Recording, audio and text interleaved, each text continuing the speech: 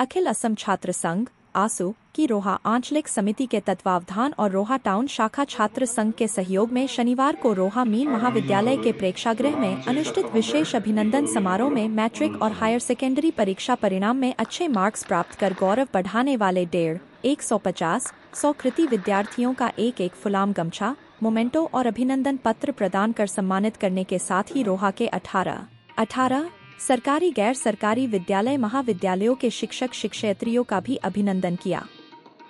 दिन के 11 बजे संवेद संगीत के साथ शुभारंभ अभिनंदन समारोह का उद्घाटन रोहा महाविद्यालय के अध्यक्ष डॉक्टर वेद कुमार चलीहा ने करने के साथ ही रोहा आंचलिक आसू के अध्यक्ष संजय कुमार काकोती की अध्यक्षता और रोहा टाउन शाखा छात्र संघ के अध्यक्ष पुलक ज्योति दास के स्वागत वक्तव्य के साथ अनुष्ठित समारोह में अखिल असम आसू के अध्यक्ष उत्पल शर्मा आमंत्रित अतिथि के तौर पर रोहा मीन महाविद्यालय के डीन डॉ प्रदीप चंद्र भूया, विशिष्ट अतिथि के तौर पर अखिल असम आसू के वित्त सचिव गौरी शंकर सईकिया, सांगठनिक सचिव रूपज योति मेधी, नगांव जिला आसू के सलाहकार मृदुल हाजरी का, अध्यक्ष सीमांत बोरा, उपाध्यक्ष राजशेखर बोरा सहित रोहा आंचलिक आसू, रोहा टाउन शाखा छात्र संघ, रोहा तिवा छात्र संघ, रोहा टाई आहोम छात्र संघ, उन्नति सभा, रोहा वरिष्ठ नागरिक सम्मेलन सहित विभिन्न दल संगठन अनुष्ठान प्रतिष्ठानों के प्रतिनिधि और रोहा के विभिन्न सरकारी गैर सरकारी विद्यालय महाविद्यालयों के शिक्षक शिक्षयित्री, अभिभावक अभिभाविका, छात्र छात्रा और गणमान्य व्यक्ति उपस्थित थे।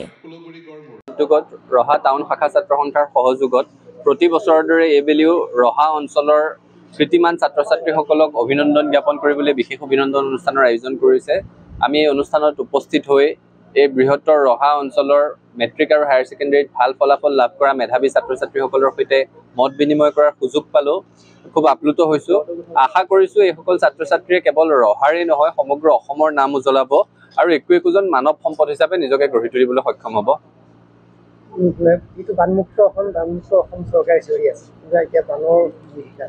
অসম চৰকাৰৰ বানমুক্ত অসমৰ যিটো প্ৰতিশ্ৰুতি সেইটো যে ভালুকৰ সাঙিত পৰিণত হৈছে ইতিমধ্যে স্পষ্ট হৈ গ'ল। আমাৰ সন্দেহ হয় যে চৰকাৰখন বানপানীৰ কাৰণে সাজু আছিল নে নাই। আচলতে 52 জন ব্যক্তিৰ মৃত্যুটো সহজ কথা নহয়তো। 52টা জীৱন 52টা পৰিয়ালে হেৰুৱাইছে, সেই কথাটোৰ উপলব্ধি লাগিব। আৰু আটাইতকৈ ডাঙৰ কথাটো হৈছে যে এইখিনি সময়ত যদি এই 52 জন ব্যক্তি অসমত নহয় দেশৰ আন প্ৰান্তত ঢুকালহেঁতেন, প্ৰধানমন্ত্ৰী দৌৰি গৈ ওলালহেঁতেন। 52 জন কিয় 5 জন যদি ঢুকালহেঁতেন, আজি যদি মহাৰাষ্ট্ৰত হ'লহেঁতেন, বিহাৰত হ'লহেঁতেন, উত্তৰ প্ৰদেশত ক'ৰবাত হ'লহেঁতেন, গুজৰাটত ক'ৰবাত হ'লহেঁতেন, 50 জন বাদ দিয়ক 5 জন মানুহ ঢুকালেও প্ৰধানমন্ত্ৰী দৌৰি গৈ ওলালগৈহেঁতেন।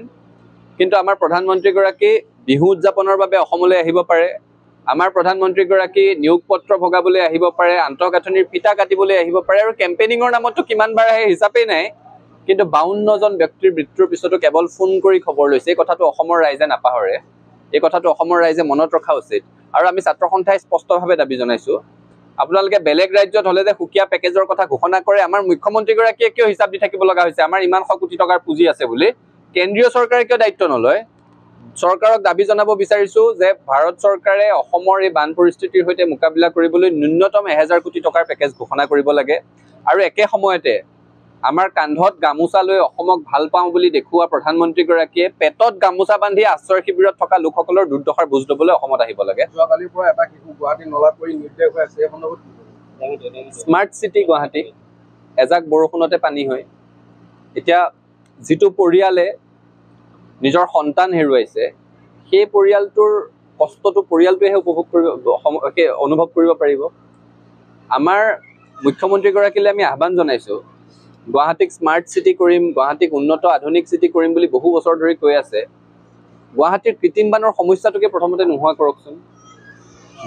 এতিয়া মূল কথাটো হৈছে কি, 52 জন মানুহৰ মৃত্যু, গুৱাহাটীত এটি শিশু 8 বছৰীয়া শিশু এটাৰ, গোটেই অসমত 52 জন ব্যক্তিৰ মৃত্যু।